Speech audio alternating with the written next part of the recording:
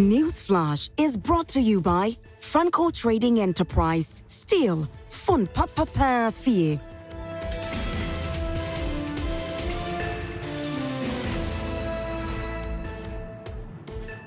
A big thank you to you for staying with us this morning here on Prime Morning, and we're about to get into Newsflash.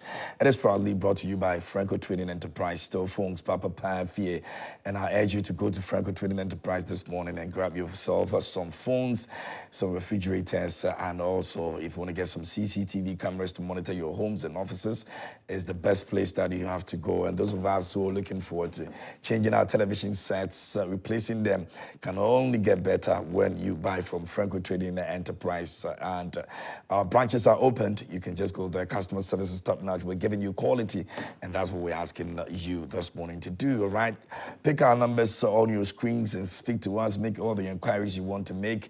If you want to ask any question, you can do so, but please do not pick a number on social media to do business with. You can only call the numbers that you see on your screens this morning, and give us a call. And also, our app is available on Google Play Store. It's the Franco Trading app.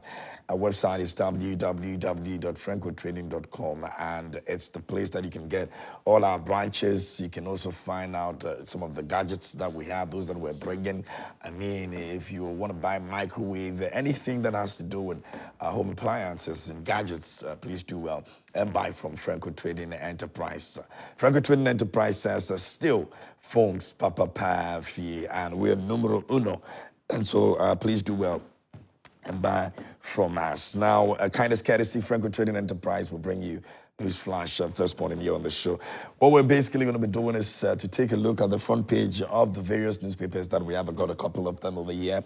We're going to take a look at them, and then we'll deal with our substantive issues. Now, the President, His Excellency John Dramani Mahama, yesterday gave the final batch of ministers' nominations, and it's the 14 days promise that he made. Does not send any signal in terms of his commitment to fulfilling the promises that he is giving to Ghanaians. We're going to be exploring that conversation over here. And then we'll take a look at the last names that have come up as well, and see if indeed the people that you were hoping, or I was hoping, or we were hoping to see in those positions right here on the show. You can be part of the conversation by sending your messages to us.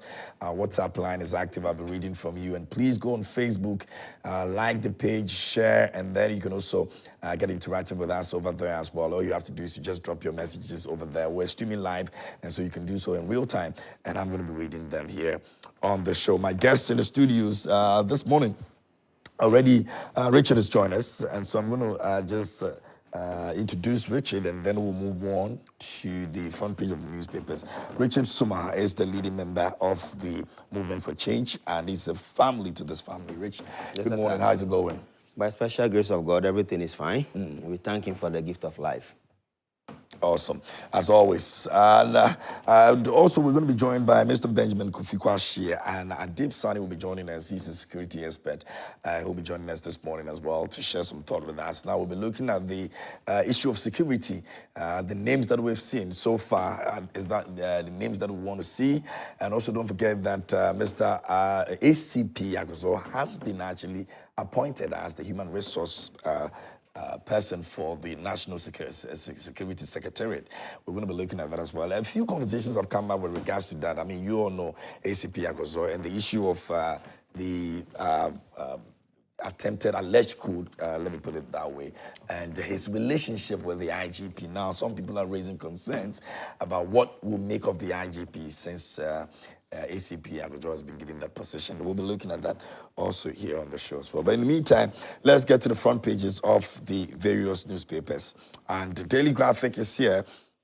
On the front page, it says that 17 more ministers nominated, cabinet secretary, 9 presidential staffers also named, and it says cash flow woes cripple SHS food supply. So, Education Minister Designate says so. Now, if you look at the front page, you find over there Samuel Okudzeto Ablakwa. Samuel Okudzeto Ablakwa is over there, and we also have Mutaka also there as well. Kabana Minta is there for the health, and then Omane Boama for defense. And so that's the 17 more. Those are amongst the 17 that have been nominated. Then they'll be going through vetting, and then we'll get a parliament approval, and then they can start working. Now, attaining food sufficiency, government to introduce 2 agric programs, Minister Designate says. So that's also captured by the Daily Graphic on the front page of the Daily Graphic this morning. Now, at the back page, it says, Kaswa juvenile killer prays for forgiveness, and Dansoman Beach Road residents plead for sea defense completion. That's also captured by the Daily Graphic today. Now, we check the front page of the Ghanaian Times. And, right, so that's Ghanaian Times this morning. And the front page, it says that we will generate massive revenue from property rates. Local government minister Designate says so, and that's Ahmed Ibrahim captured over there. And 15-year-old in Kaswa Meda given 12 months jail term. And President Mahama nominates 17 more ministers. He's got Mr. Samuel Nate George over there. Mr. Samuel Okujito Ablakwa also there, and it says 10 appointees to President's office named, and that's the Ghanaian Times this morning. At the back page, it says a great insurance scheme for farmers in Orphan. Minister Designate says so. Enact stringent laws to protect public lands. Chakumanche also speaks on that as well. That's the back page of the Ghanaian Times. So that's what Ghanaian Times is reporting. That's pretty much what the Daily Graphic also reported on. And so, yes. All right, so that's the Ghanaian Times over there, and also Daily Graphic reporting on the ministers. But Richard, most of the nominated ministers, designate, have been speaking about some of the things that they intend to do. For example, that of the Eric Opoku, who's Minister of Agric, has been speaking about what he wants to do in terms of making sure that we have enough food supply, for the country. And he talked about attaining food sufficiency. You remember that we had Honorable Brian Echampong talk about food security when we had crisis, when we had a looming crisis, let me put it that way, and what he intended to do and all that. It seems to be it's the major problem for most of the ministers that we've seen. Yeah, to start with, first of all, I would like to say a good morning to your entire production team and also to the owners of multimedia, and as well as our cherished viewers this morning. Yes, it's a matter of fact. It is not a hidden story that Ghana, we are not a self-sufficient country. We are not a self-dependent country. We are a country that is virtually living as a parasite on the host, basically our surrounding neighborhood countries, Burkina Faso, Cote d'Ivoire, Togo, and the likes are far, far better than us when it comes to food security and maintaining a low inflation rate. But when you come to Ghana, we normally pay lip service to production. So you realize that the past government instituted what we call the Planting for Food and Jobs. Yeah. Planting for Food and Jobs should have metamorphosed us into becoming a self-sufficient nation where at least staples and price of basic food products should be reasonably fair and low for everybody to be able to do or purchase. Now, currently, I got a price of items we wanted to donate to Swedru Secondary School. Especially, we went there yesterday. Okay. The gentleman who found a missing pegs on campus, Ahin, yes, the gentleman, we went to donate what we call a scholarship, a full 4-year scholarship by King's University, and also giving him the opportunity to study law at any course of his choice. Oh, great. Now, in so doing, we also added some food items.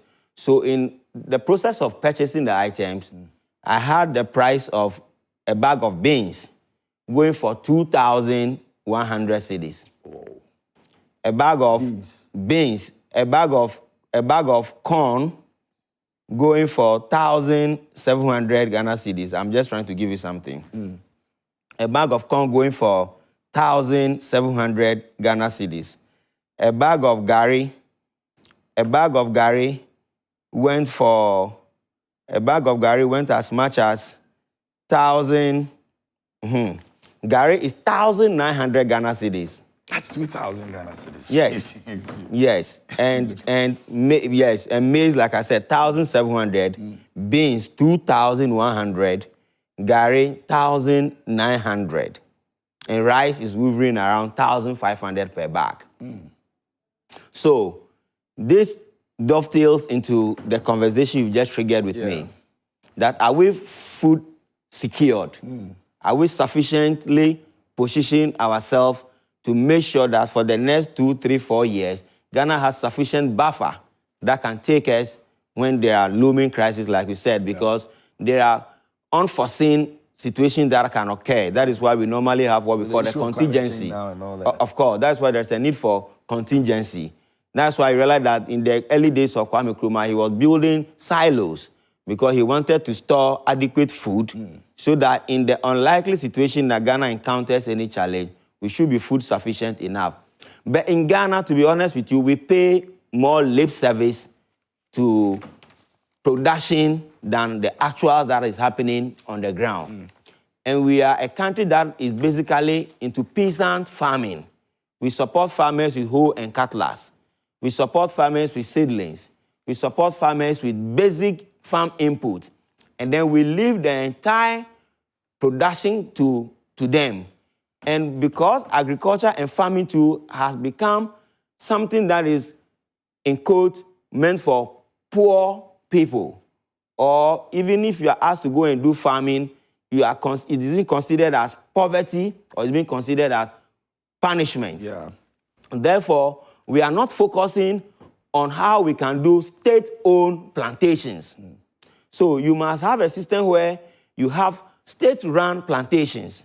So when you are running a state-run farms, then you can inculcate into this farm some of the basic day-to-day consumable items like cassava, plantain, corn, maize, and these things.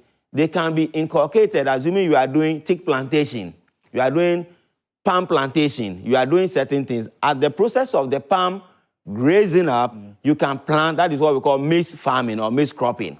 So we need to be strategic enough to become food sufficient. But to be honest with you, I listened to the Agric Minister, designate. He said a couple of nice, innovative things in the area of asking every secondary school to own a farm. You see, there's a bit of innovation there. I have always maintained that position that we should be able to put our secondary students into proper or judicious use. Because you cannot allow the students to be there wasting off, and then you expect somebody to grow food somewhere, and then you are using huge sums of money to buy those things and go and feed them.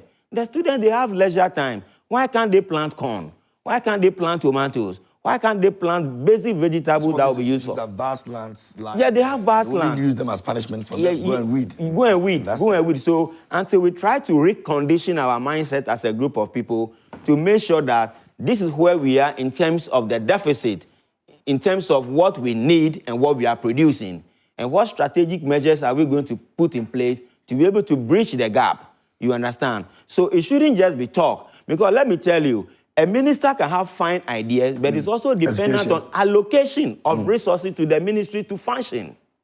So if government is constrained and don't have adequate financing to finance all their falutin ideas that they are proposing to us, i.e. paying free entry fee for university students and doing this and doing that, there's going to be a lot of demand on the purse, on the public purse. So it's a good idea, but we should just make sure that whatever the minister is proposing, whatever is putting forward, we should hold him to his words, so that when he's given the opportunity to become the Minister of Finance, he should be able to lead us into that food sufficiency status as a country. Very well. So let me pick the Daily Analyst. They also have something that maybe you could take a look at. These are the peripherals. They are the things that we're just spotting and having conversations on. But don't forget that we've got a substantive conversation coming up on the ministers. The 17 more that have been added to it. Now, that completes the 42, and which means that His Excellency John Dramani Mahama has been able to stick to his words of the 14 days that he gave with respect to putting his ministers together. So we'll take a look at that as well. But on the front page of Daily Analyst, it says that Kwesi Sapong appointed acting commissioner general of GRA, and Sammy commends Mahama for appointing young people into his government. Minority slams government over confusion at collation centers. Randy Abe is heading to Cocoa Board, and it says Randy Abe grabs Cocoa Board, and to force him. Dr. Ayeni and George Napo approved as ministers, and Mahama's latest nominees are Blakwa is Ghana's top diplomat. Omanibuama grabs defense. Sam George gets communications. Akando is heading to health ministry. Rich, maybe we want to look at the approval of the those who were vetted. Yes. Did you see that it was going to be a smooth process yesterday? Oh, obviously, with the kind of majority that NDC wills in Parliament, there is no way that they wouldn't be able to pass them through. And the people who have been nominated or designated for these various positions, during their vetting processes, they've carried themselves adequately well. Okay. They demonstrated sufficient knowledge of the subject area. They showed a deep insight and understanding of what our situations are, and they promised to deliver. For instance, if you look at Jinapo, he has been a Deputy Minister of Energy. He has been on the Energy Committee of Parliament. He has contributed significantly to the energy conversation in this country. Therefore, he has a deeper appreciation of what is going on. So he being approved yesterday, it is not anything that is new. It is something that we all saw it coming. Because even MPP, with all the difficulties they had in Parliament, with 137, just tell me which minister designate has been disapproved. Obviously, all of them sailed through. And you know, the Parliament too is a friendly fraternity. And you realize that most of them, when they are being vetted, they are being vetted by their own colleagues. They've been there, they've known each other for a while. So I didn't see any difficulty as far as their approvals were concerned. Atufosin carried himself well. He spoke eloquently. He have a fair understanding of what our economic situations are. And he also promised some good things here and there. And if you look at the Attorney General designate, he also has sufficient knowledge of what the legal issues are and what we've been experiencing as Ghanaians, where we say justice denied or justice delayed, justice denied, and the way the pro bono lawyers are not there, the legal counsel is not doing anything that much. So sincerely to conclude, all of them, I foresaw they going through a very smooth transition into becoming a substantive minister. Speaking of that, we've got the women representation, the affirmative action law. Now, Fiona yesterday on the floor of Parliament spoke about it and even mentioned that he's a bit disappointed that the president had a handful of women and that knowing very well that we've got about 30% to do. You agree with him? Yes, sincerely, I'm a women-biased person. I have always believed that women has the capacity to deliver, not because they are some exceptional human beings, but you know, women are so special even in the eyes of God, because without them, there is no procreation. So obviously, there are people who have a lot of compassion, who sometimes have a deep sense of appreciation and bring the mother figure spirit into various places that they find themselves leading. So I am equally disappointed because out of 42 and you having just 7 women out there, if you want to do the ratio, it is less than 5%. You understand? And if you have Dr. Zaneto, if you have people there with vast expertise, and I sincerely believe they could have done more. I was actually looking not to get anything less than 15 women out there. Okay. 15 would have been adequately sufficient enough for everybody who believes that women can contribute to the socio-economic development of this country have been brought on board. You see, there's one thing to talk and there's one thing to actualize.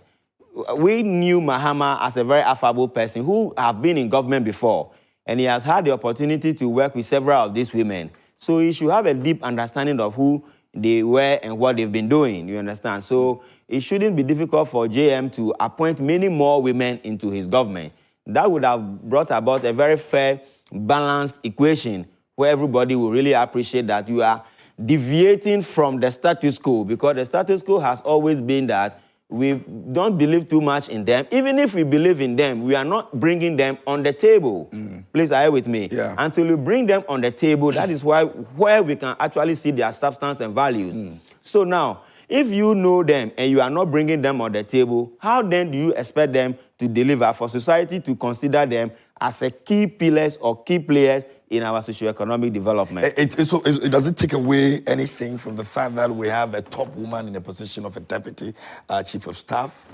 No. You see, being a deputy chief of staff, it is neither here nor there. But that's a top position. It is not really. Look at it from the presidency and how things operate over there. Yes, but you see, the chief of staff is the authority. Then he has deputies. Exactly. So if you have a deputy chief of staff, who is a woman and managing administration. Managing administration. But we are looking at the situation where you place them at the decision-making level. You see, being a deputy chief of staff simply means that you are like a deputy CEO.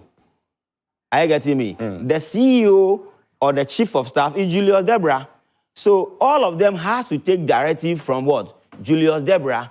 Even if they have anything in terms of proposal, they must take it to the table of Julius Deborah for Julius Deborah to agree or to disagree.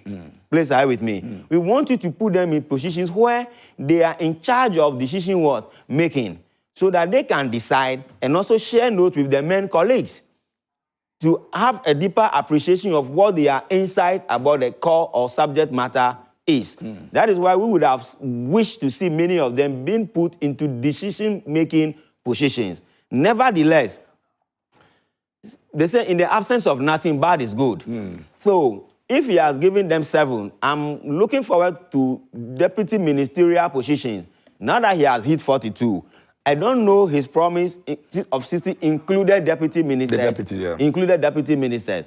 Thereby, we just have about how many more left? 18. Yeah. 18 deputy ministerial positions. So I would admonish JM that the goodwill of the people is still very fertile. Ghanaians believe in it. That's why now MPP is finding it difficult to start muddying the waters, because you see, anytime they throw a jab, the people know that, look, you guys, this is how you are. There is nothing different. So the people themselves are being measured in their expectations. So all I can say to him that the deputy ministerial positions that are left, you see what Atamils did. Atamils gave a lot of opportunities to Okujetu Ablakwa, Omanibua. They were young at that time. They were young at that time, and he actually put them in deputy ministerial positions. And then now, they also serve some deputy ministers within the JDM government. But now most of them have metamorphosed. They have moved into substantive ministerial positions. Yeah. So maybe if JDM feels that he has the women, but most of them have not reached that level yet, and he may want to consider them for deputy ministerial positions, that would be fine. So we encourage him to look at that. And at least, if it is 18 left, he should split it 50-50, 50 for the men, 50 for the women when it comes to deputy ministerial positions. You mentioned young people taking positions. Now, Sammy Oku has commended the president for putting young people in there. You think that it's something that is commendable, or you think it's not even the case in the first place? No, you see, being a young person doesn't make you intelligent, or doesn't make you any superhuman being, or doesn't make, it is about integrity, conviction, loyalty to the country, selflessness to the country, and there are certain key values or key virtues that must be considered whether you are a young man or you are an elderly man. You find many young men given positions, and all they think about is to establish something for themselves into the future, to amass wealth, to make sure their back is fully covered. They have full protection in terms of financial-wise. So they being appointed is a good thing. We appreciate it. But I would want to ask President Mahama not to try to satisfy the whims and caprices of certain people who may say that bring a blend of young folk into your government. No, look at a hybrid model where you can blend them with the aged ones, the semi-aged ones, and then the young ones. And the young ones too, don't give them positions where they wield too much power. Don't give them positions where they wield too much power. But if I look at maybe Sam George, Okujetu Ablakwa, and some of the other young guys who have become ministers, I have noticed that they've garnered a lot of experience. They've been through the wheel, or they've been through the mill. So at least, that notwithstanding, I sincerely believe that they have the competency and the capacity to deliver. But going forward, John Mahama shouldn't be quick enough to be just giving the opportunity to only youth who played a key role in his campaign. Yeah. Most of the people who have been appointed are people who were the front runners. during his campaign. That is why you see most of them being appointed. Sammy Gyamfi. But they were able to do their best to bring the party to where it is right now. Yes. So does not also send a signal that these are people who are able to execute, and so we should give them the opportunity? Well, like I said, knowing what they've been able to do for the party. It's different from for instance, Sammy Gyamfi, respectfully, without any prejudice, Sammy Gyamfi being a national communicator for NDC, it's a different portfolio on its own as compared to being an acting CEO of Precious Mineral Commission or whatever, PPMMC. Please bear with me. These are administrative roles. This is not a political role where you throw jabs, where you can say anything you want to say, where your job is to make sure you paint your opposition black for you to be considered the best alternative. Are you with me? This is an administration where you have key people who have been working in this institution before before maybe Sammy Gyamfi was born. Are you getting the point? So he's going to meet people there who may not necessarily welcome him and welcome with a bouquet of flower and give him a smooth operation. So maybe Sammy Gyamfi may require certain technicalities beyond the capacity of being a lawyer and being a public communicator in order to be able to implement what we call corporate governance that will make sure that everybody is brought on board, that PPMC will be able to move from where it is now into a complete dimension. Okay, where we can say PMMC. PMMC, where we can say that Sammy Gyamfi has brought in sufficient transformation and has been able to revolutionize PMMC, isn't it? Yeah. So it is a two different sides of the story. So for instance, if he's able to go there and carry himself well, so be it. But if he goes there, expectations should be very low, because these are two separate things. So it is not like because we fought for the party, we were the front runners, therefore automatically we must be given some positions to occupy. So this is why I'm trying to admonish JM to be careful in some of, he should put more experienced people there, and he should even bring people from within. He can appoint somebody from within PMMC to become the acting CEO, not necessarily a political figure, until we build a culture of bringing public service operators or public servants into running governance. I don't think we can go anywhere. Do you think that JM is taking a risk by putting these young men over there? You think it's a risk that he will take responsibility for if they are not able to give him what he wants? Yes, Atamils did so. He gambled. Atamils gambled. Some of them did well, but you realize that some of them fell out with J.J. Rawlings, even in the past, where you start to label some of them babies with sharp teeth and all these things. But I am thinking that most of them have learned. Most of them have learned. So JM is taking, every leader has to take a risk. It is a win-win situation. Yeah. You want to win, you want them to win, you want the country to win. Therefore, once you give them the standard operating procedures and you give them their key performance indicators and actually be able to define what their key mandate is and what is expected of them to deliver to contribute to the total achievement of your government, so be it. So I will only admonish him that he should put a laser eyes on them.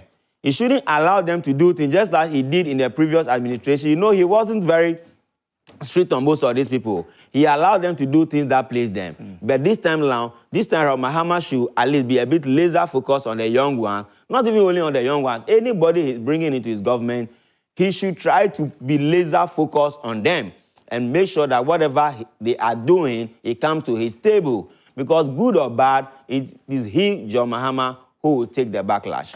Very well. The Daily Searchlight this morning also is reporting on some of the issues we've touched on. It says Kaswa Rachel Meda, one gets life juvenile sentence to 12 months. And NDC government supports non-partisan election of MMDC is Ahmed Ibrahim says so. Now, President Mahama consoles Reverend Wingam and family, and cannabis can bring Ghana $1 billion annually. Chamber says so. Now, Operation Feed Yourself to be revived. Opoku says so, ensuring food security. That's the issue.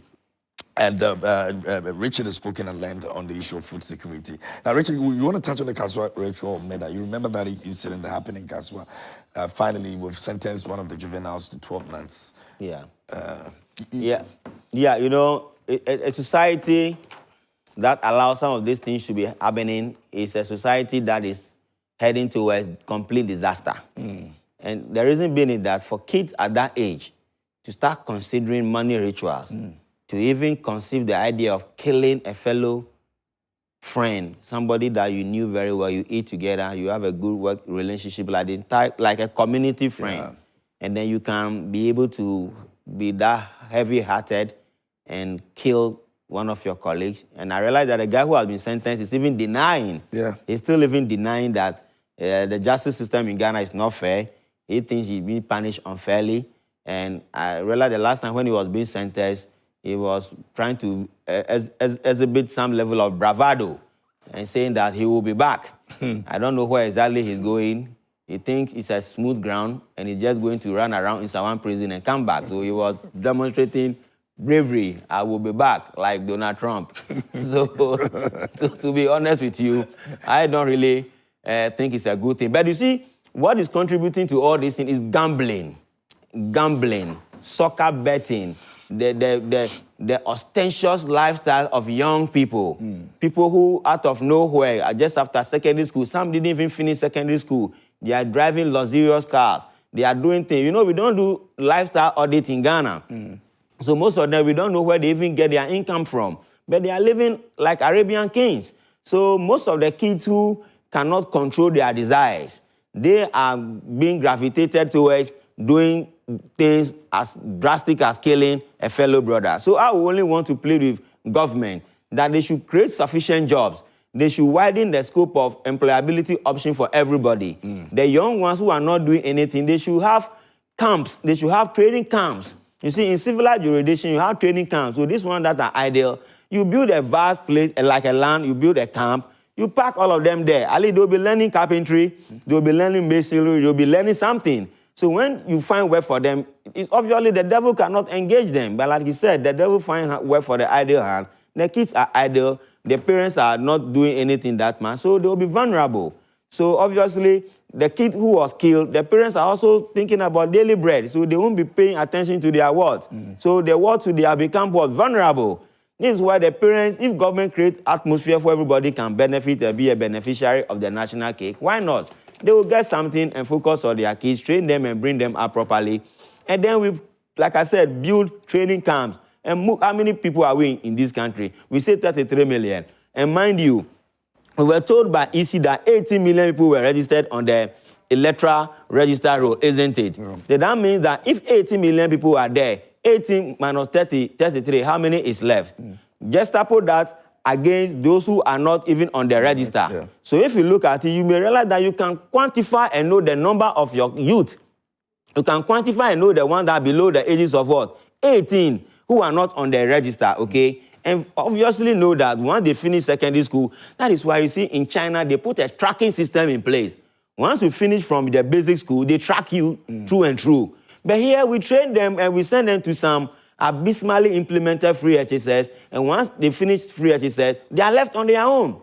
Government don't know who they are, where they are, what they do. But in civilized jurisdiction, you have their data from secondary school, so you should know the one that went to university, the one that went to polytechnic, the one that went to vocational institution, the one that, you should track all of them. Then you can measure and know that this quantum of people, they are out there doing absolutely what? Nothing. Then you can engage them and put them into proper use.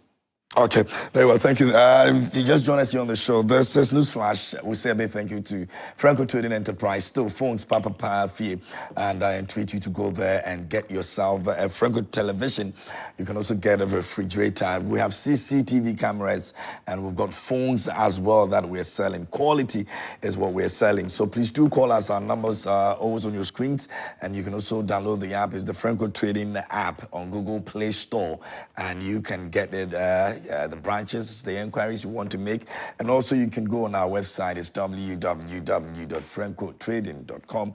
And you can also get all the updates you want over there in terms of gadgets and what we're bringing and what we already have. So it's pretty simple. Kind of scared to see Franco Trading Enterprise. We've got Newsflash this morning here on the show. Now we're taking a look at the front page of the various newspapers. And Richard is here helping us understand better some of the issues that have been reported on the front page. He's expressed an opinion on many of the issues. You can also do the same on our social media page. We are streaming live on Facebook, so you can drop your messages over there. Our WhatsApp line is active. I'll be reading some of your comments that are coming through, in a couple of minutes. But don't forget, His Excellency, the President John Dramani Mahama, has fulfilled his promise of giving us ministers in the first 14 days after he's sworn in into the office of presidency. Yesterday, he was able to achieve that. Is it sending the right signals? We'll be looking at that. One of our substantive issues that we'll be taking a look at. But the Ghanaian publisher this morning is reporting on some issues as well. And it says that bullet NDC thugs on rampage over ministerial snap. And that's a big story on the front page of the Ghanaian publisher. New boss MD pledges to strengthen company and learn from Jinapos Afinyomak into politicians. Zoom Lion YA staff returns 20,000 Ghana cedis to owner in Tamale. Looks like we have few good men in this country.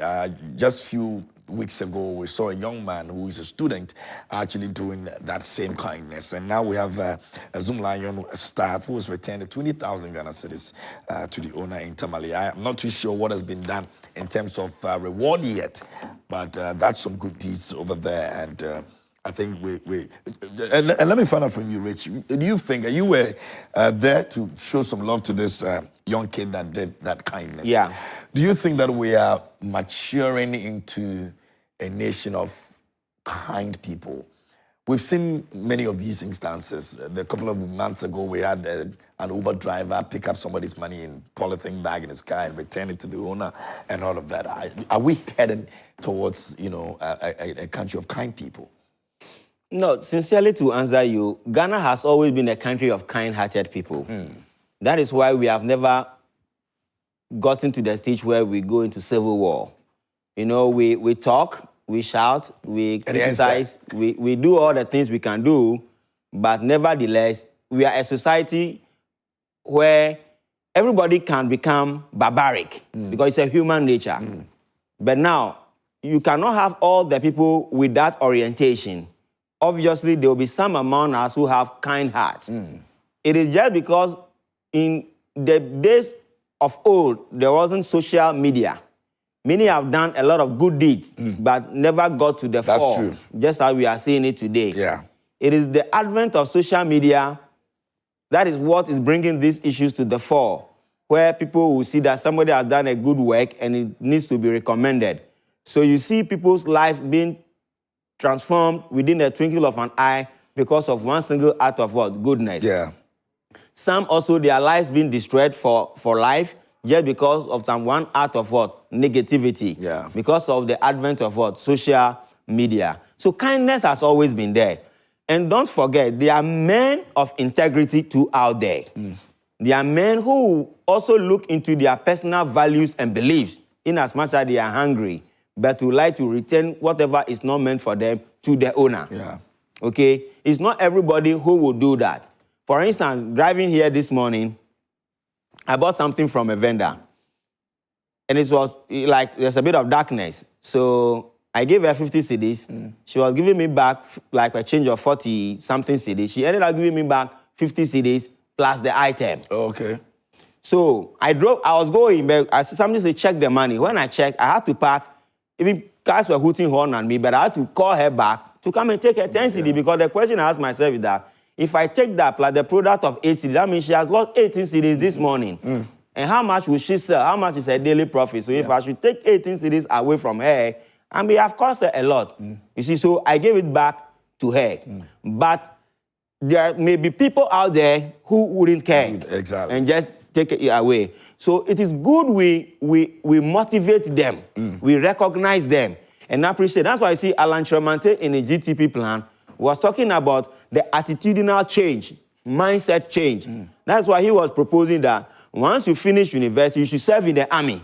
Because it is the army that will instill discipline in you. It is the army that will inculcate certain habits that are not taught in the classrooms into you. But unfortunately, he didn't get the opportunity to lead the country. But he presented that plan to JM.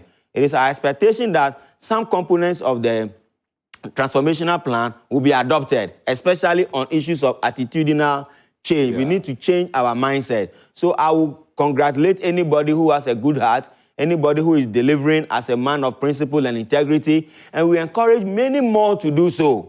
Because you see, God is watching all of us. He says he sits up there and sees all the sons of men. and he fashions our hearts individually, and he grants unto all of us according to our heart desires. So just know that whatever you are doing, there is somebody out there who is what? Watching you. So we should encourage them. And I will always want to plead that once anybody has done any act of kindness or any act of goodness, let us encourage it for the younger ones coming out to know that it's always good to be a man of integrity and principles. Absolutely. And we say a big thank you to this man, who did this kindness. I mean, he has done well. Yeah. He's talking about how much? 20,000. 20,000. And 20,000 could transform his life. I don't know who he is. Yeah. Maybe he has, and he chooses to give. The picture that I see, it's more or less like somebody who is working, to just feed himself and his family. Yeah, so 20,000 could have been a big deal. Exactly. It's a big deal. 20,000 in today's Ghana is such a big deal. You can even buy some taxi out of it to drive. Yeah. So it's a big deal. So for you to return 20,000, it is good. But he's matured, I guess so. Yeah. So he's matured. So I am sure many will also want to thank him for his act of kindness,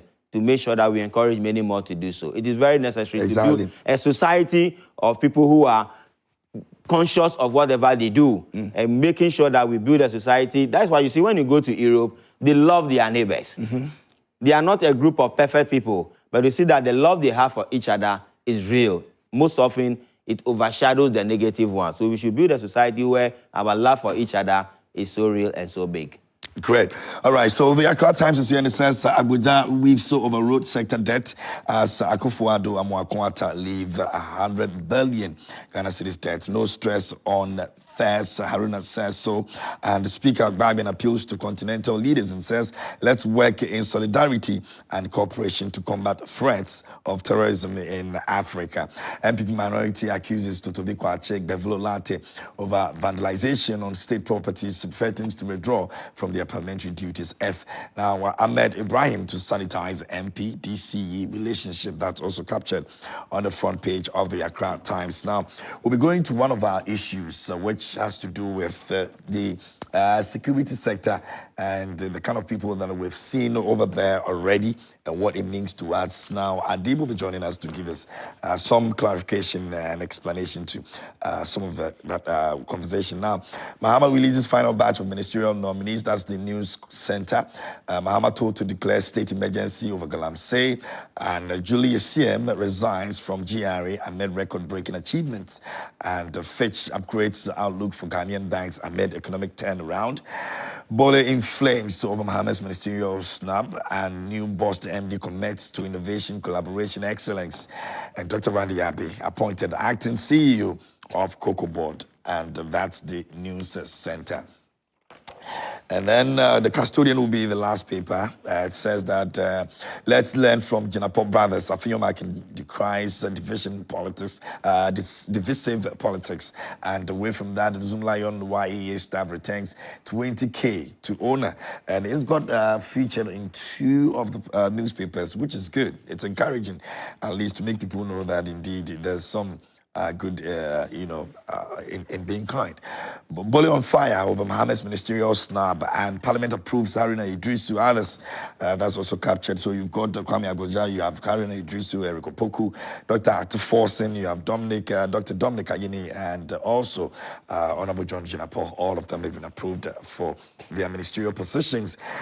In the coming days, we'll be looking at that, and some of them have started working already, and so we'll be looking at how they are faring. And yes, we're going to be here to make sure that you get to know what you're doing, how you're doing it, and what you're doing would end up impacting on the nation. So yesterday, the president actually came out with his last batch of ministerial nominees, and it's the 3rd. Now, he has over there Dr. Edward Kofi Omane Buama, who's Ministry of Defense, Samuel Nati George, MP for Ministry of Communication, Digital Technology and Innovations.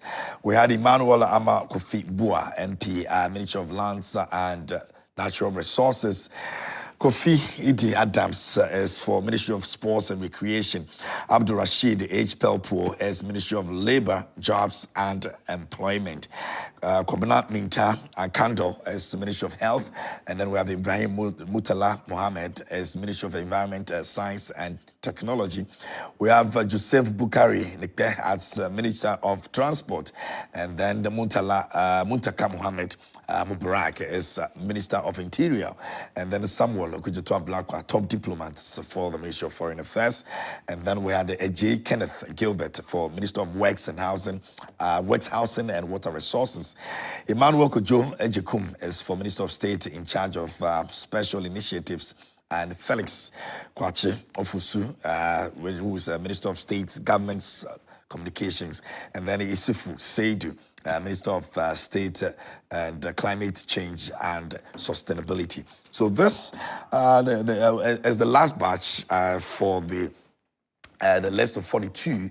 We're hoping that we'll get the deputies, but we don't know when that is going to be coming out. But then again, a lot of people have argued that indeed the president promised that in the 14 days he's going to be able to achieve this, and he's been able to do so. Now, when I'm able to get a Deb, I'll be asking him about the Defense Ministry, and also there's a memorandum that has been issued, and it has to do with the Security Service.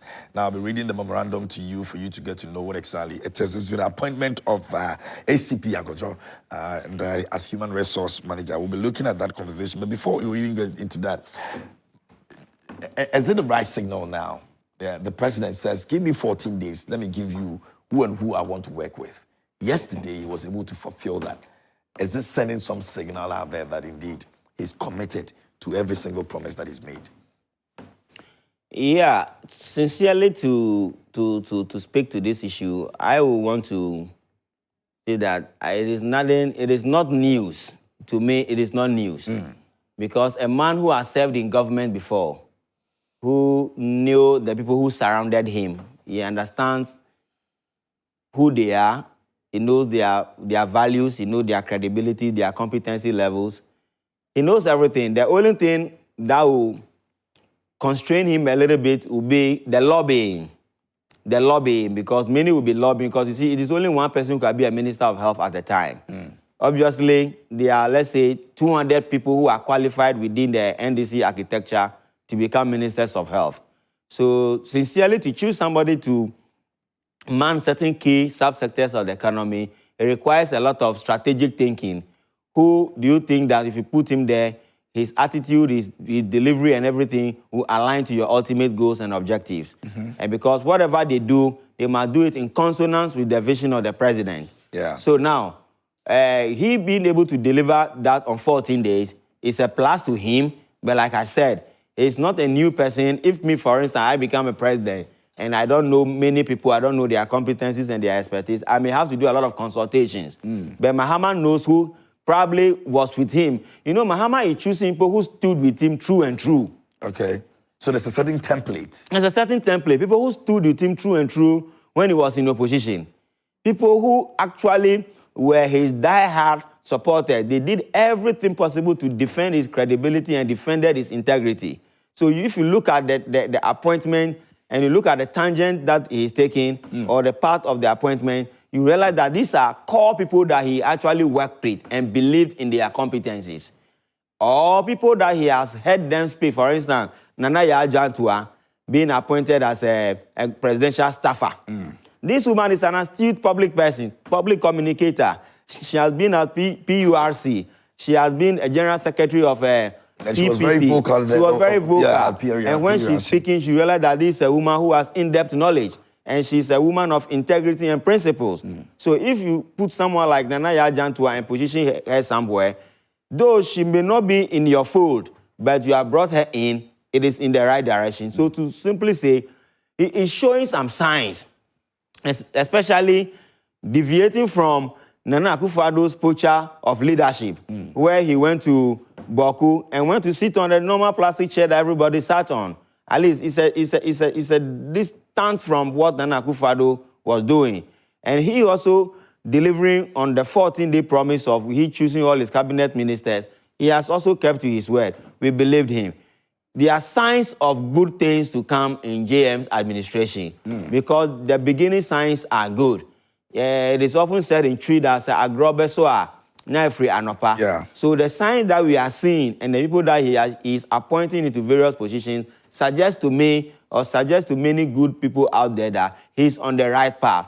We only hope and pray that people that he is appointing, he shouldn't leave them aloof. He shouldn't leave them to do things that pleases them, like I'm saying.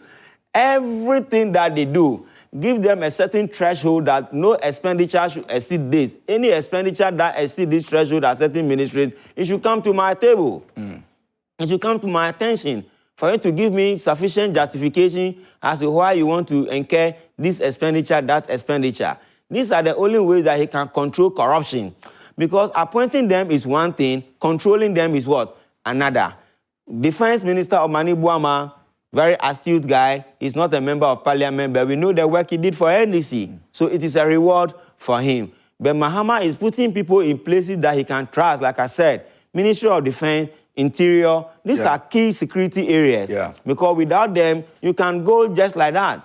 Because if you don't put someone there who can liaise properly with the military to make sure that their needs and wants are being met, and then you allow them and there is some kind of a acrimony between government and the military, before you say, Jack, they have overthrown you. You see your own presidential security details being the one to overthrow you, as it happened in several countries.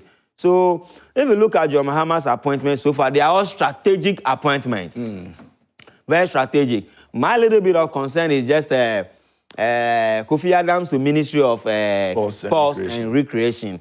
The recreation bit is what I really don't understand what the concept of the recreation is. Because, look, the people are poor, there is no job, they are living in poverty, they have nothing to do, cost of living is high, inflation is high, lending rate is high, everything is high. So what is the recreation all about? I want them to explain to me what the recreation is all about, because until people have bread and butter, nothing about entertainment pleases them. So if you are talking about recreation, recreation simply talks about our social lives. So I just want to understand a bit of that from them. So we will be expecting Kofi Adams to give us more clarity about what the recreation bit of the Ministry of Sport. Because you see, Ministry of Sports should be adding something that will bring about some flair and innovation. But if we say recreation, why we accept it like that? So we look forward for him to come and give us. I'm thinking that there are many other people. You know, sports goes with entertainment. Yes. And so there are many other people who want to look at it from that perspective. Okay. And so, for example, if the Black Stars are going to play a football game or whatever it is, they have people who make sure they cheer them on and all of that. Some of these people have talents, you know, and they are part of they've been part of the group since. Imagine if you want to push some of these people to a certain level, for them to be able to also actualize their dreams, you know, and not just be in the Black Stars and be singing some ambo for them and all of that. I am thinking maybe they want to find a way of pushing those people to the recreation aspect of it, so they still move with the sports, you know. And I'm also hoping that the sports will not just be about soccer, because there are people who have to go and support volleyball players as well when they are playing for Ghana. There are people who have to go and support hockey players as well when they are playing for Ghana. And we have all of these teams over there who do not have those people. So I'm thinking that they want to try and, you know, create something that will take care of that. We hope so. We hope so. I sincerely hope so, because it's like you are mentioning, the Ministry of Sport is key. And sports shouldn't just be about soccer. Exactly. We should have a deliberate attempt to develop track and field. Track and field is the new order of the day. Look at Jamaica. Jamaica was nowhere when it comes to sprint. But all of a sudden, there was that. You see, that's what I'm saying. That it is about deliberate policy direction that we want to develop these sectors. And because, look, Ghana, I can bet my last pesewa that we are not noted to be self-sufficient or being better in anything. Our only hope was football in the Black Star. Look at how it has declined abysmally. There's a lot of work to be done in this. So we cannot beat our chest and say that, oh, Ghana, when it comes to football, we are a global leader. When it comes to sprint, we are a global leader. When it comes to volleyball, we are not leaders in anything. So there should be deliberate policy to identify some of these sectors and push all resources in there and make it vibrant. If you ask me, Kofi Adams has a lot of work to do in that area. Yeah. I don't know how he's going to be able to change that space, but there's a lot of work to be done in the area of sports. Now, this one over here says, hi, thank you so much for coming back. It's necessary for us, the youth, to focus on savings 2024. I discipline myself by saving with a bank that I would never get access to the money until the year ends. I earned 33,481 at the end of the year. Okay, so you were making a promise to yourself, which is good. We all do sometimes. No, in fact, we all do. So, yeah, let's see how it goes by the end of the year, right? Good morning, Minister for Environment, Minister for Green Transition, Minister for Climate Change and Sustainability, Minister for Technology, Minister for Digital Technology, 60 Minister for the Public Gallery, 120 more for the Presidency. They may have to rent more offices to accommodate all of these numbers. I think that President Nana was unfairly treated. That's Kofi Bento, Abdul Aziz Jimbani sent in that one. This one says, good morning, Joy Prime. I totally disagree with the man in there. His analysis is very shallow. This is because a lot of factors went into the appointment. The selection of women has been affected by the regional equation. Now, the reduction of the ministries and the experience related to the ministries was also considered. More so, the appointment has not ended. We are talking too much in this country. We need to exercise a bit and allow the president to finish the nomination and the appointment, and then we can judge him. That's Sefas Okla Inada. Let me go to this one over here, and it's coming from Eric in Brekum, and it says that, please, good morning. I strongly believe Honorable Haruna Idrisu will do well in the educational sector. Applicants with 8 A's are made fee paying at KNUST Medical School. Honorable Haruna, kindly curtail this practice. Thank you. Okay. He's already started working. So, yeah, KMG, kindly invite Ensida. I mean, Mr. Brian Champon to your show one day so that I will ask him why he didn't stop Dr. Baumia from conceding defeat. That's from Muwat inside Assessor Elembele. Muwat, can't we make progress? Let's put this behind us and make some progress, okay? And also support ourselves. I mean, the country becomes better, it becomes better for all of us. This one says, good morning. All the first batch of nominees has been successfully approved. This are backbone of all the pillars of the country.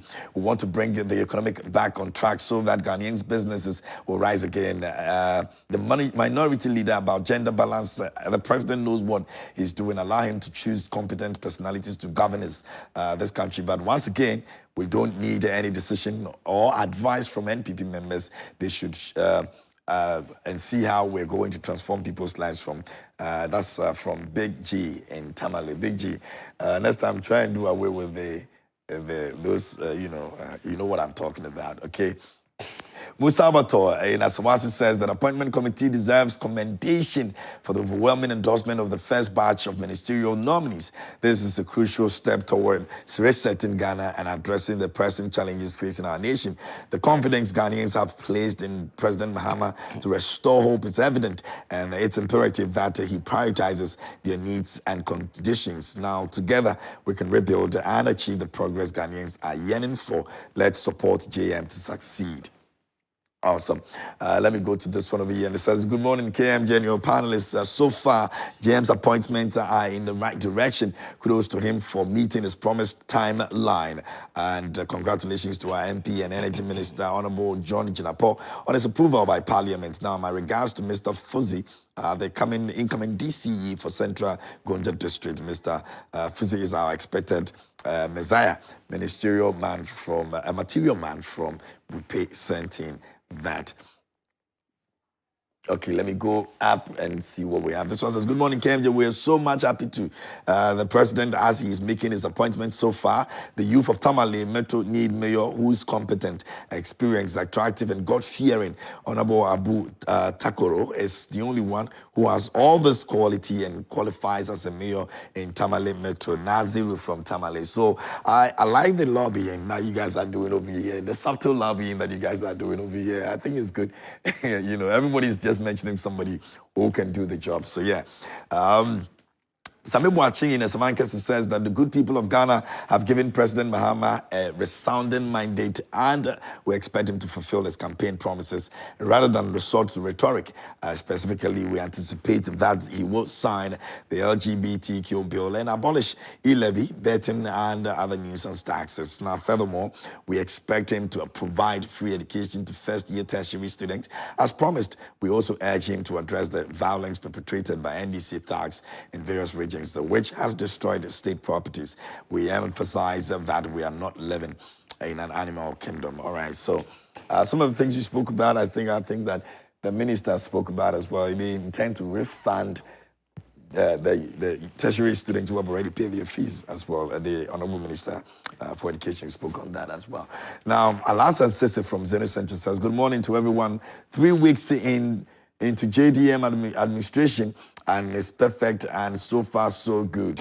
The reset of Ghana is on course, and thing is will soon be better for all Ghanaians. All right, so that's Alhassan coming through with that. Let me go to this one from Abdul Ganyu. He says, good morning. This is Abdul Ganyu Mankarigu from Savannah region. He says, why scrap the Ministry of Information to create a Ministry for Government Communications at the office of the President? The proposal to abolish the Ministry of Information in favor of creating a Ministry for Government Communications raises significant questions about its rationale and overall. Again, the Minister for Environment, Science and Technology, Minister for Climate Change and Sustainability.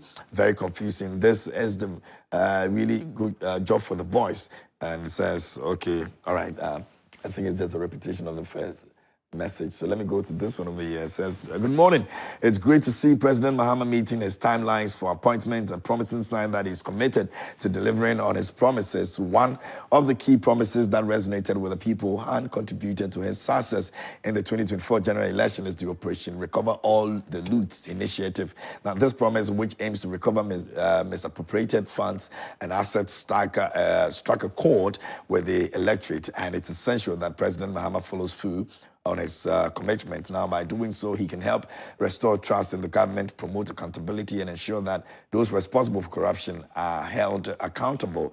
As President Mahama continues to make key appointments, including the recent revocation of MMDCs and assembly members, it's clear that he's taking steps to reorganize and strengthen governance. I join you in encouraging President Mahama to stay committed to his promises, including Operation Recover All the Loots, and work towards a more transparent and accountable government. And that's a simile Timo who sent in that. Alhaji Hamza in Pig Farm says, good morning, my brother. In my humble opinion, finger marking should be called to order. The kind of tribal debate is exhibiting in Parliament is not good for our democracy, and it's also dangerous for the peace of this country. I was expecting his colleagues to call him to order, but they are rather clapping for them. He is so arrogant in dealing with issues before his colleagues in Parliament. I would also like to call on the chairman of the appointment committee. He should take control of the vetting process and stop the arrogant posture of Athenian Markin. Now, his act of arrogance posture being exhibited in Parliament is becoming one too many, and the earlier he is called to order, the better for our democracy. Richard, you think so too? So far, with the way Athenian Markin is handling things in the vetting committee, you think that there are some excesses, but you know, some of these people who watch us, we want to remind some of them that most often when we are on television or having conversation, it is not to satisfy anybody's interest. How I understand things is how I put it, or it is my opinion that I'm entitled to express. So if you're having a conversation around gender balance and how many women have been appointed by JDM's government, and we are of the view that we expect more, it is not shallow. It is not a shallow understanding of things. His definition of shallow should be curtailed, because as a matter of fact, I'm expressing my opinion as to how I feel about things. There may be others out there who will be supporting and understand that we need more women in government. I have not said anything negatively about John Mahama. We are all here to support him because, you see, it is the duty of the citizens to support the president to succeed. We cannot be a country where our job is always to bastardize the president, find problems with the president. Every little thing that he does, we find issues with it. He will not have a free, sound mind to be able to deliver. So it is always good we do what? We support the president to deliver. So on that score, I want to tell my NDC folks that we are not criticizing their president. It is all of us our president, and we expect more from him. And when there's a need to criticize him, we will do so without fear or favor. Yeah, and I think I want to add to that. And again, I think that the kind of support that he's gotten so far, it's only okay that people also try and push him.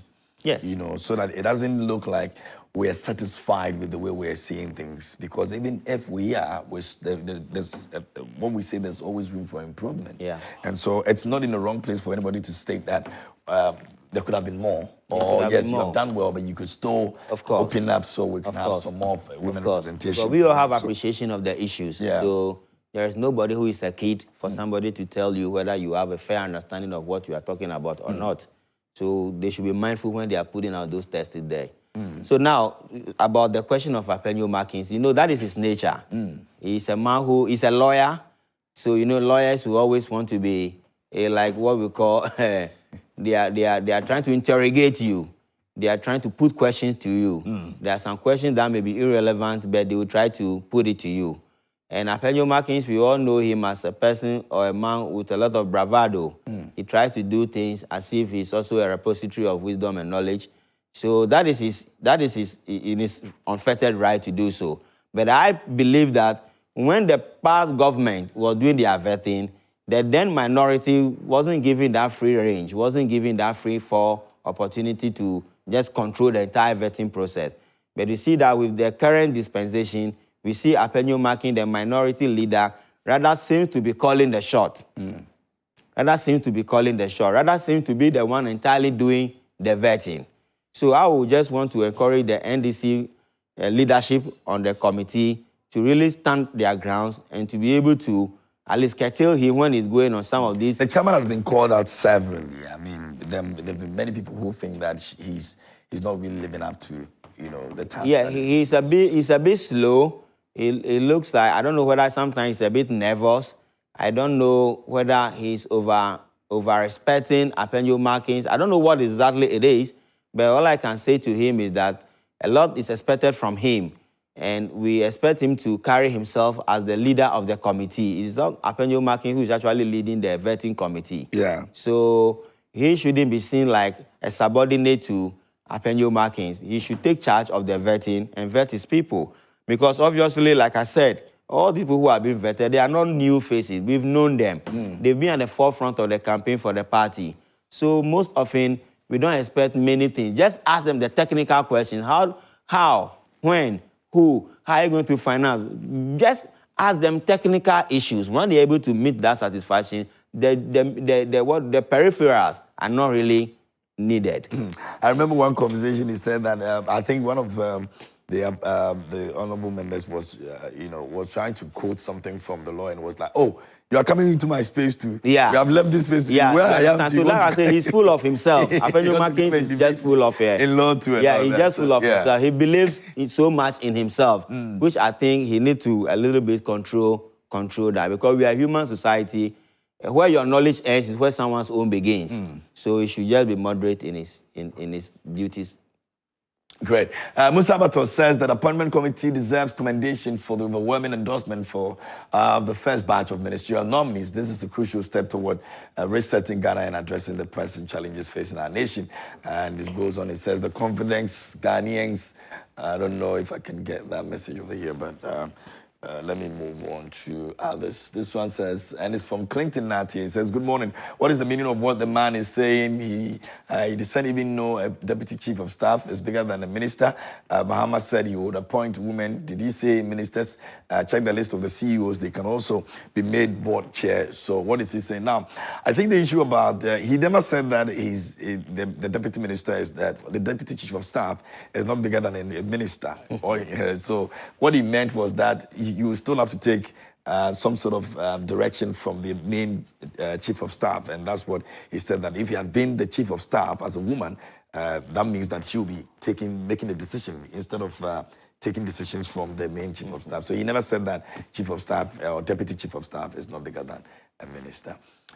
Clinton Nati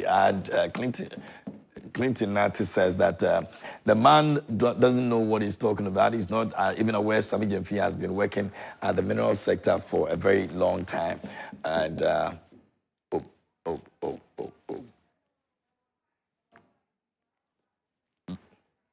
Okay, so let me get to this place and then see what I can do here. I think I've done this one. What more did he say? Okay, it's made board chair. So what is he talking about? Okay, let me go to Clinton. It says the man doesn't know that what he's talking about. Okay, I think I've read that.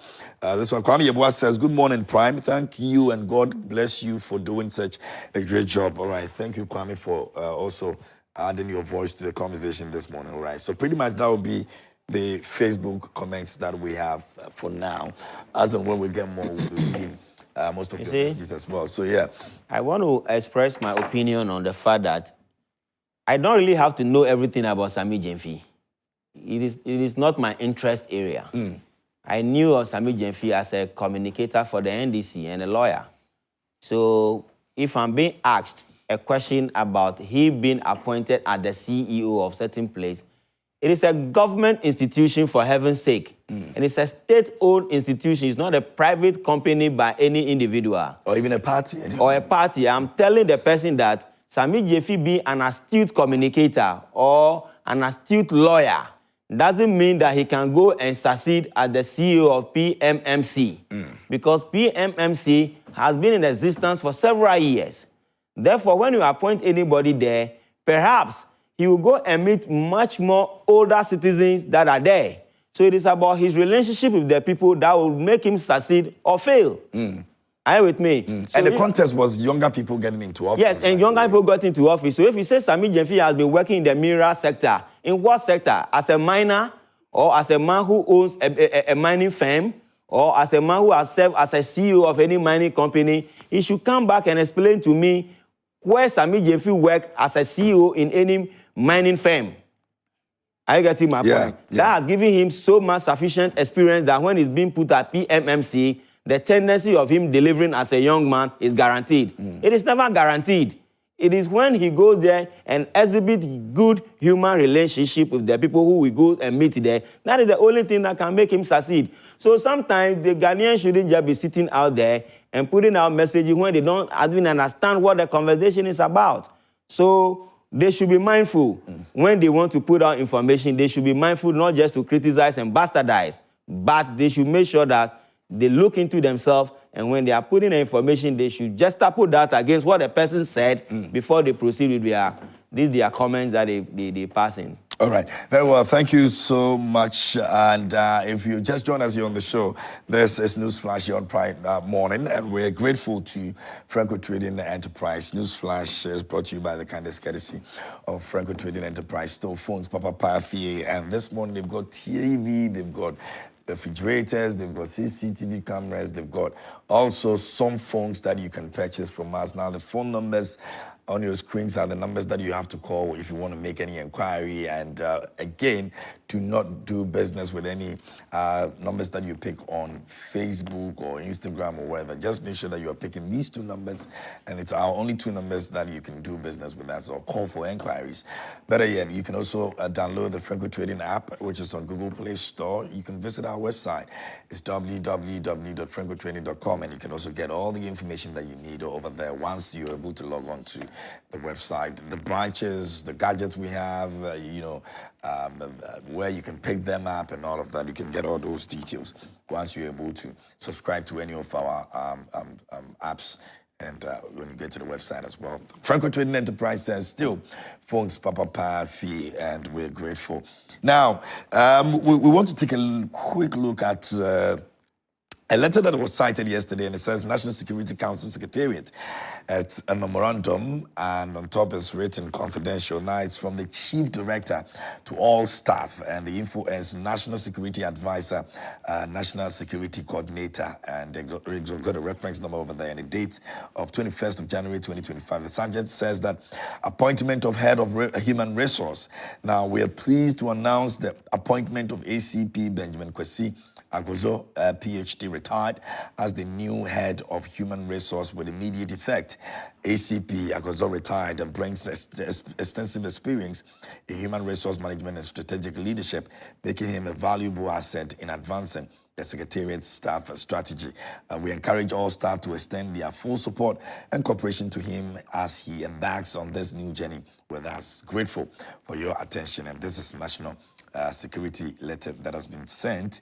Now, remember that as we recall that ACP Dr. Agbajo, together with 8 others, were charged on April 24th, 2021, with the issue of conspiracy to commit high treason, abetment to high treason and high treason as well. Now, the 3-member panel of judges of an Accra High Court on 24th of January 2024 discharged and acquitted Assistant Commissioner of Police ACP Benjamin Agozo and Colonel Samuel Kojo Gameli and one other junior military officer, Corporal Saidu Abubakar.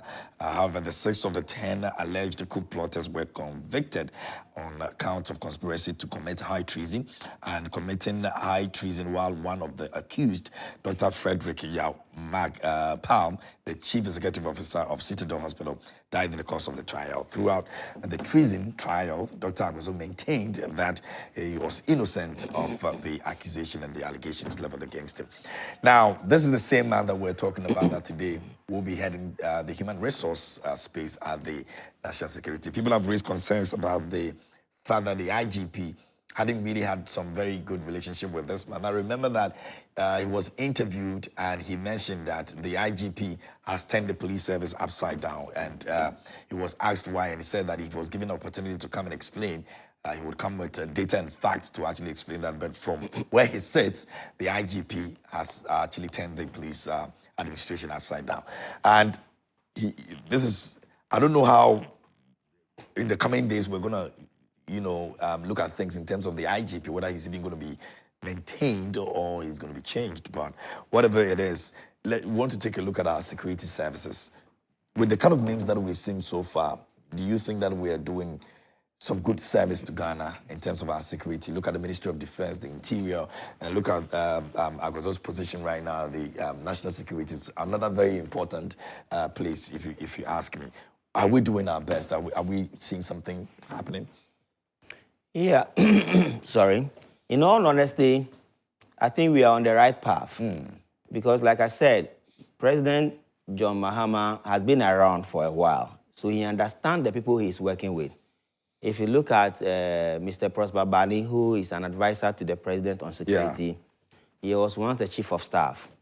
He has a vast experience in security and the security architecture of the country. And therefore, he's in the best position to also advise the president on some of the things to do. If you look at ACP, the Kofi Boachi, the retired police officer, who is now the director of operation at the presidency, you realize that he also has sufficient knowledge, vast experience.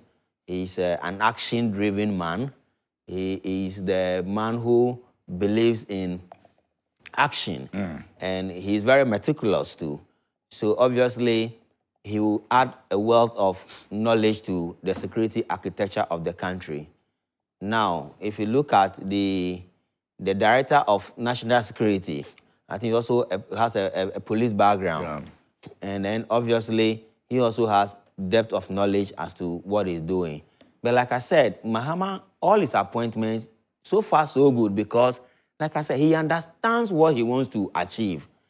Whilst in opposition, because he has been there before, he obviously has done the complete SWOT analysis of the country and understand what the weaknesses are.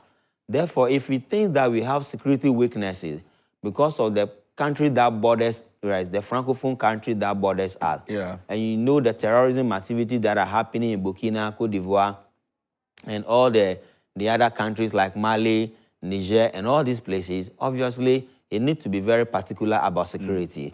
So he constituting a vast team of expertise. They have in-depth knowledge about whatever the security needs of the country is. So obviously, I believe that they will deliver. But like we all said earlier on, it is our job to support them to succeed. But if we start to criticize, obviously, they cannot succeed. And I always say yesterday on another platform that, look, a person can be a medical doctor, and you make him the Minister of Health, that doesn't mean the person will succeed because he has a health background. So somebody may not have security background, and you put him in the position of security, and he will succeed. So it is not about who we put there, but it's about the support that the entire country will do what? Will give to the person, and how we are able to cooperate with them. Because if there will be chaos, if there will be any form of anarchy, it is the citizens who will trigger it. So it is the citizens who will trigger demonstrations, isn't it? Yeah. Because the security architecture will not do demonstration by themselves. It is the citizens who will always want to come out with something, and that would then now gravitate into what? A bigger issue. For instance, what happened in Obuasi, you know, it is the citizens who triggered that action, went there, and then all of a sudden it escalated. They literally retaliated, and that's what you understand? Then the whole thing has blown out of proportion. And as of now, Obuasi is under complete what? Lockdown because of security challenges. So I will only want to admonish these people to bring on everybody. For instance, if you have been appointed into certain position, that doesn't mean that you are a repository of wisdom or the custodian of it. So you to open up and bring others on board, tap into other people's knowledge, do a lot of consultation, and understand what exactly you can do to solve or mitigate the problem. So for security-wise, I sincerely believe that if the citizens are much concerned and they don't trigger some of these revolutions and rebellions, I am obviously confident that Ghana will be a peaceful place. And I also just want to admonish those who have been brought into the various positions to really work hard with the president, because if they don't perform well, everything comes down to the table of the president. Good or bad, he's the one who will blame. So we only admonish them to do well so that the country will be safe, our kids will be safe, our roads will be safe, our homes will be safe. Everybody will be free to go about his or her duty from 5 a.m., 4 a.m., 3 a.m. Anytime you wake up, you want to do something, you should be free enough to do what? To do. There are some areas in Ghana now, 3 a.m., 4 a.m., you can't really walk around this area because it's very dangerous. Yeah. So the police or the security architecture should identify some of these hotspots in the country and try to save us from being bullied by the evilish people who always finding ways to do what? To steal from us or to rob us or to kill us and to take away our properties. And to conclude on this issue, for instance, I just read online that WHO has even gone to burn the whole central. Yeah, they've gone on rampage. They've gone to burn the NDC office down because of what? Appointment. They feel that their people have not been appointed into position. I will want to plead with them that it's early days yet. Those who are burning things left, right, front, and those who are agitating, those who are complaining that they have not been included into government, there are so many opportunities out there. You know, there are so many state-owned enterprises. There are other government institutions.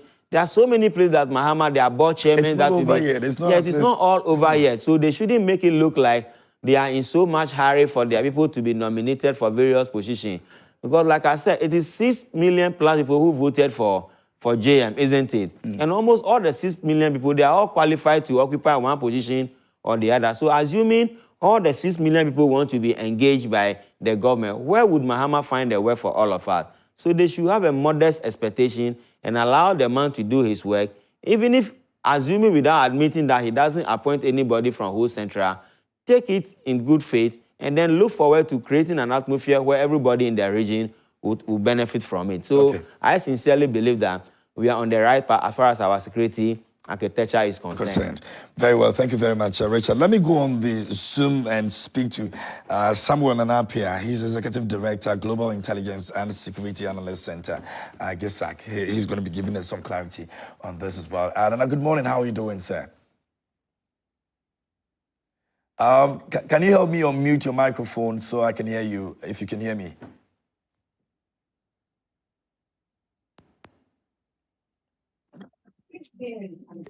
Yeah, can you hear me now? Yes, I can hear you now. Thank you. I'm grateful for your time this morning, sir.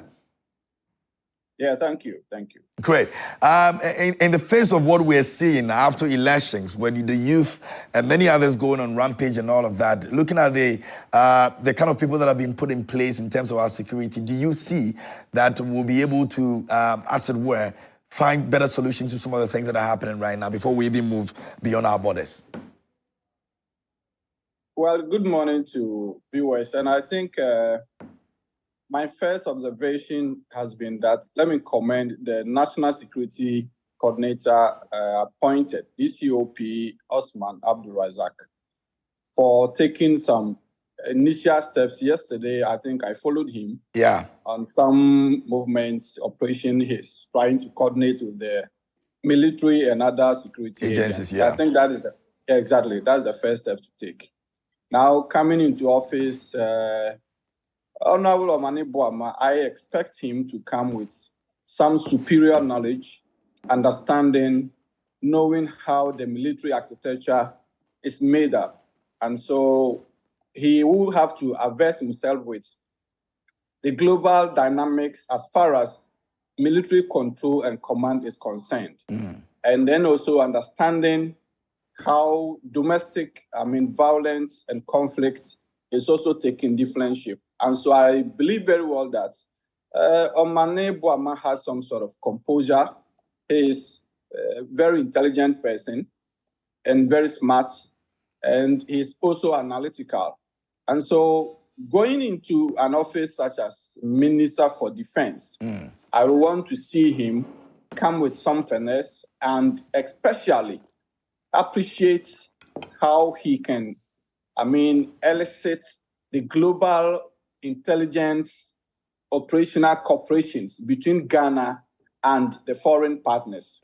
This is the only foundation where he must focus on to ensure that he can help the military to protect the territorial integrity of the country. And I believe very well Omane will be able to discharge this particular, role that assigned him now. Again, I'm looking at Mubarak Muntaka for interior. Interior, very good. And I've also followed him. He's gotten some sort of experience as far as parliamentary, works are concerned.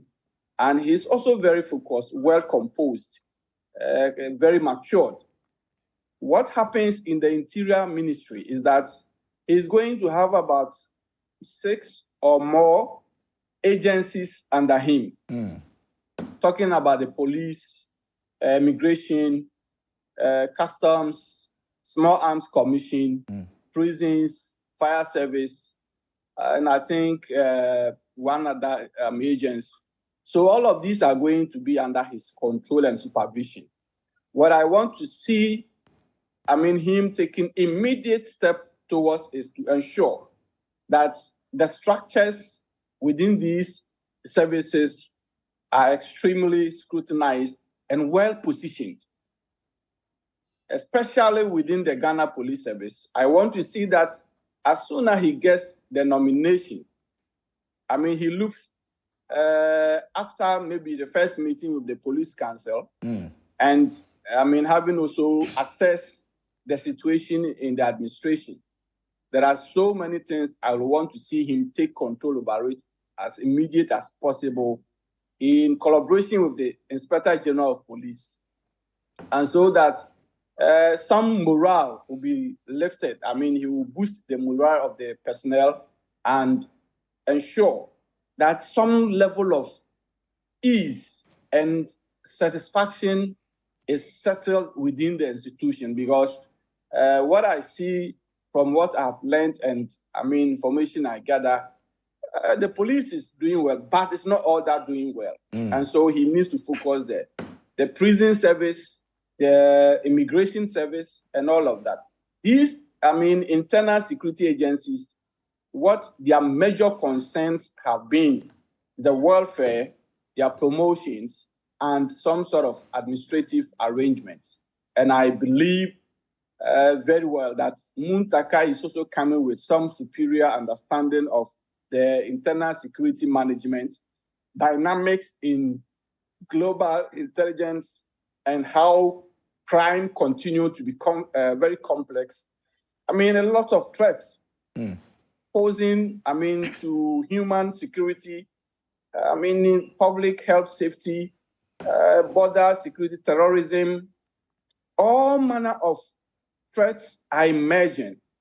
And as we speak, the global standard sort of operation to counter, threats and make threats neutralized is the fact that you need to adapt technology. And so I want to see him adapting the technological, system that the world is gearing towards.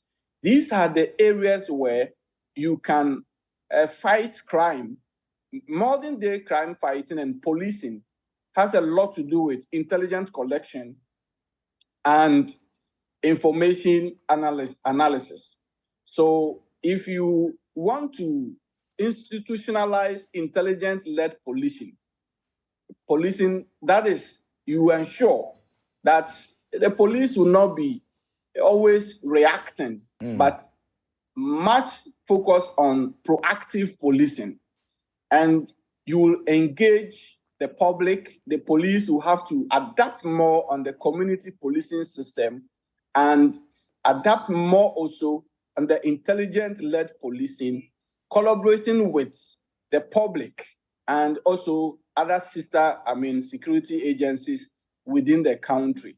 So I want to see that Muntaka, Honorable MP, comes to the ministry with this all understanding. And also, as soon as he assumes office, there are a lot on the table as far as internal conflicts are concerned.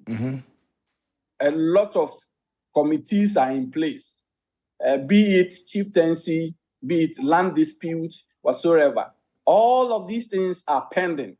And as soon as possible, his cooperation with the National Security Coordinator, NIB, National Intelligence Bureau, and all the other intelligence communities must seem to be very much effective.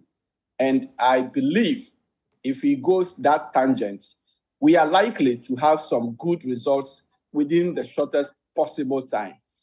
Now, worldwide or on the global scale, crime fighting is taking a different shape altogether because day in and day out, it is becoming complex to fight transnational criminal organizations. These are people who are very much complex to handle because they act in a very shrouded way. And so you need to focus more on making sure that your intelligence system is always active and running. And your collaboration with the international bodies, especially with the Interpol and the rest, very much also needed. So you can protect the integrity of the country as far as these fights are concerned. So there's a lot for him to do. He will need to open his door to also welcome ideas, initiatives, and adapt to the global standard of operations as far as policing, internal security, and intelligence management are concerned. Okay, now let's take a look at the National Security Secretariat.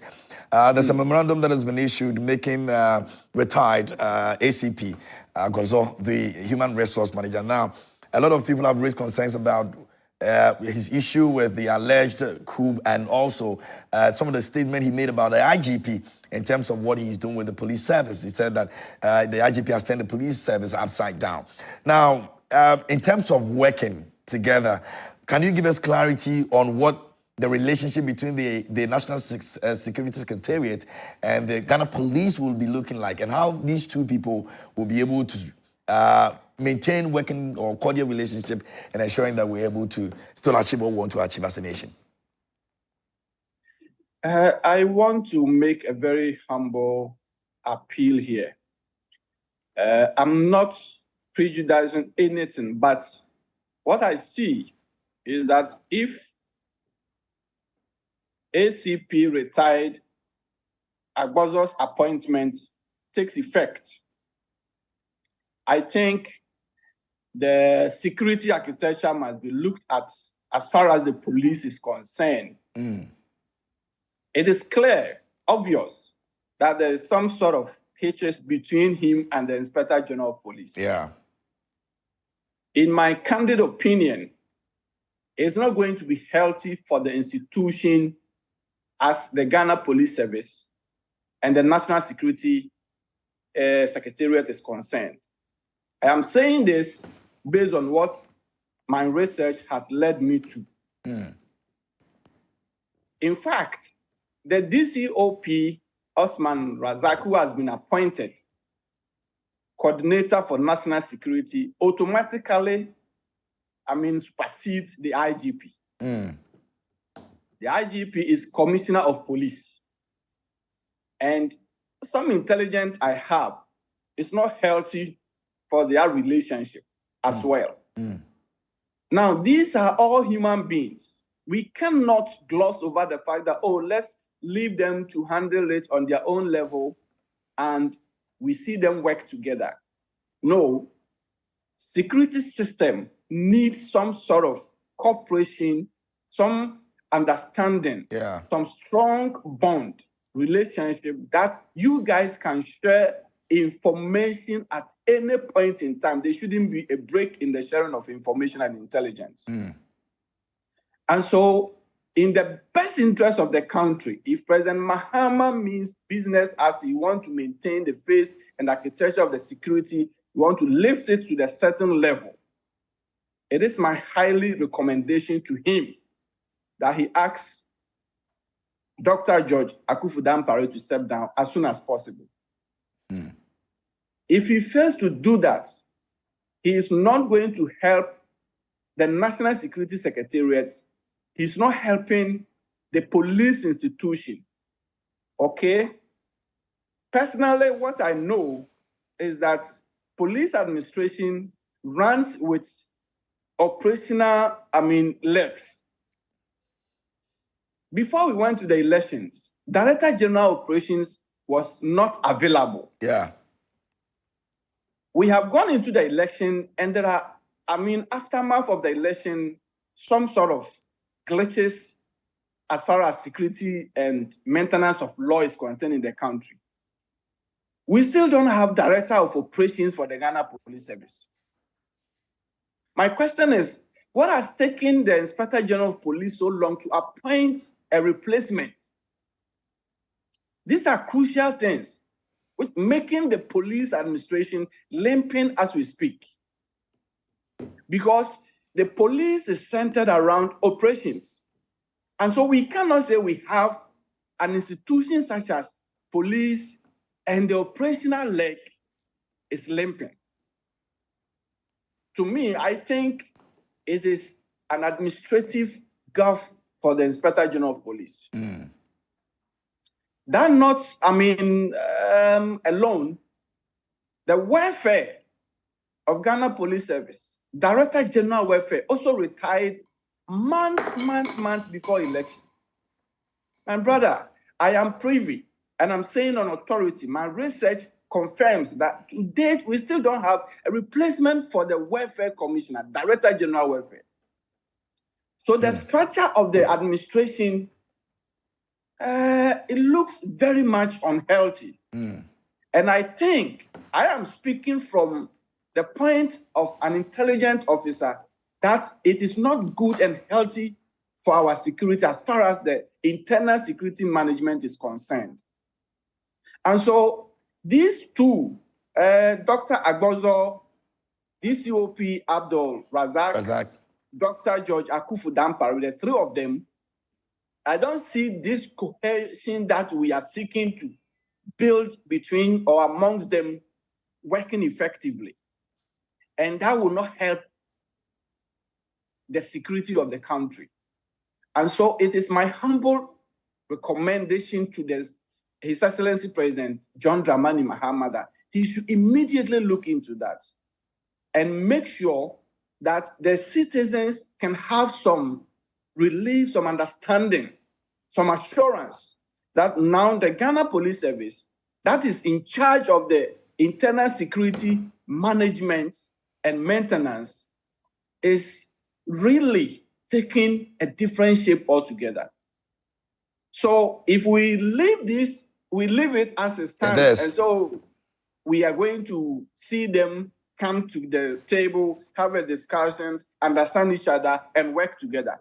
From my point of view as a detective and an experienced intelligence analyst, I can tell you it's not going to work, and it won't be healthy for Ghana as a country.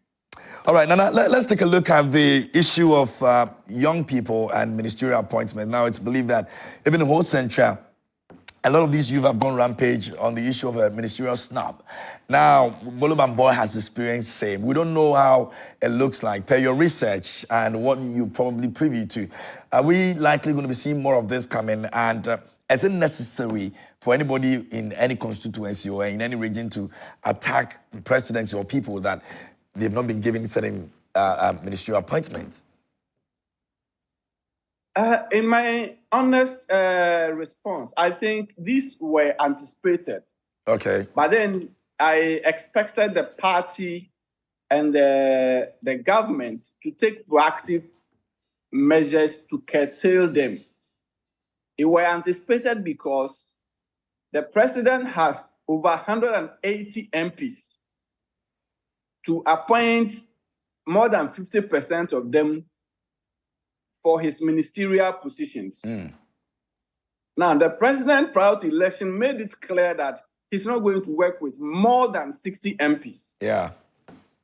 And so I want to believe the party, the National Executive Committee, the regional level, the constituency level, they are aware that given the numbers the president have now as far as MPs are concerned, I mean, not even half of them can be appointed as ministers and deputy ministers.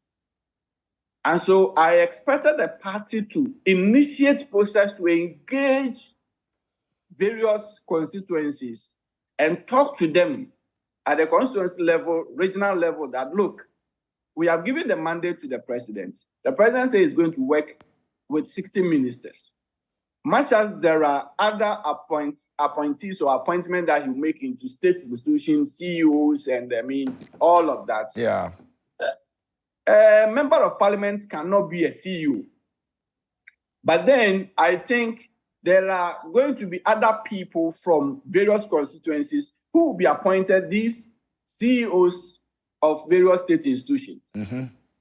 So I think they should get to the drawing board as immediate as possible, communicate to the constituency executives, regional executives, and let them understand that these actions their people are taking likely adversely will affect the party's image. And so they will have to talk to them, go into some sort of mediation with them, and assure them that the president is still doing the appointment. At least he has around 7,000 or so appointments to make. And definitely, even if each constituency he is taking 2, 2, 2, 2, or 3, 3, 3, we have 275. He will still have some room to appoint some neutral people that he deems fit. And I want to suggest to the party that these things were obvious. And so as soon as possible, they should quickly talk to the party supporters, the sympathizers, to put their arms down and, be assured that they will see, if not ministerial, some CEOs in some strategic state institutions, and so that they will all benefit from, the victory that they've fought for. And I'm glad that I think the Boli MP has issued some statement distancing himself from and cautioning the people that they should desist from such actions. Either than that, trust me, we will see more, because it now presumes that if your MP is not appointed as a minister, the likelihood of you not benefiting from the national cake is going to be high, which I do not subscribe entirely. So the party can do something about it as soon as possible. And I believe the media, as we are doing, we also try to orient the understanding of the people that it cannot be the case that every member of parliament will have to be appointed. Some will have some committee chairs, some will have some, board, some will have some other juicy areas that even these constituents are not aware of. And I believe that is what we need to look at. Very well. Big thank you to you this morning for your time. I'm grateful. Thank you so much for having me. And that's Mr. Samuel Anapia, is Executive Director, Global Intelligence and Security Analysis Center, GISAC, joining us this morning, giving us some clarity on what is most likely going to be happening in terms of our security agencies and the ministry as well. Now, you spoke about the fact that the IGP, as a matter of emergency, should resign or step down, or even the president would have to ask him to step down because of the internal issues that seem to be, becoming a problem with regards to the appointment of also Dr. Akojo as well. So let me take Richard's comments on that, and that will probably be our wrapper comments on that. Okay. We'll end the show. Okay. Well, sincerely speaking, obviously, IGP cannot be maintained in that position because every government has its own expectation, objectives that they set to meet. Now, Mahama also has in mind the kind of security architecture that he wants to leave behind. And he will want to leave a good lasting legacy. Therefore, he cannot afford to work with somebody that he doesn't have in-depth knowledge about. Now, like the expert is saying, there are some grievances within the police architecture because they are also of the view that Dr. Dampari hasn't been fair to them. Like, for instance, he's saying, how do you have a vacuum where you don't have a director of operations for police? Welfare. Director of welfare. Very and the welfare of the police is very cardinal. The operation department of the police is very cardinal. What has prevented him from appointing somebody into this position? Perhaps maybe because of the disconnect with him and other subordinates who are in line to occupy this position, he has decided to either not appoint them or to leave the position vacant. But you cannot run a system where you make the institution of police like your bona fide property. It's a state-owned. Expectations are high. So you must deliver on the needs and wants of what? Of the people. Now, if you look at what the gentleman is saying, Agozo has been around for a while. Very astute communication person. He has done a lot of research work within the police institution. He has put together some documentation and recommendations that he feels that if implemented, can restructure the Ghana Police Service very well for them to be more effective. None of those things has been done. For him as a person, he felt he has been gagged. He has been gagged, or he has been unfairly treated. That's why they tried to sabotage him with this conspiracy theory that he was involved in plotting some coup here and there. So in a nutshell, yeah, Richard, we have just in a nutshell, he's a good guy. He should be given opportunity to operate.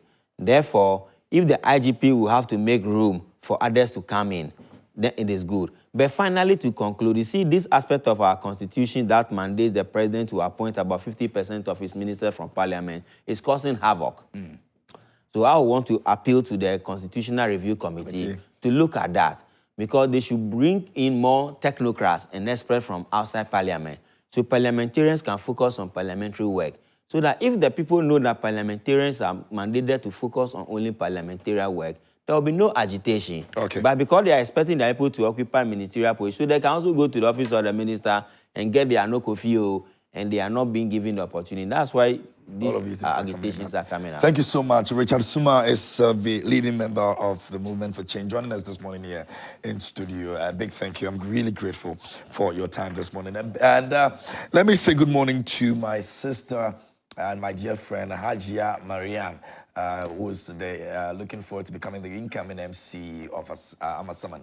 Hajia, a very good morning to you, and we're solidly behind you. And thanks for the good work you've been doing, and you still continue to do for your people. Hajia Mariam, a very big shout out going out to you. Now, that will be all for News Flash this morning. we're hoping that we've been able to, clarify most of the issues that you've been thinking about. And thanks for sending your messages as well and being interactive here on the show. A big thank you will go to Franco Trading Enterprise, Candace Kedisi. We brought you news flash this morning. Please do call them and do not pick any number on social media. Call the numbers you see on the screens. Go for the app. It's the Franco Trading app on Google Play Store. Our website is www.francotrading.com, and you can get all the branches, the inquiries, the gadgets, and every other thing that you want to find out from Franco Trading Enterprise. It's pretty simple. Franco Trading Enterprise says, still phones, papa pa fie.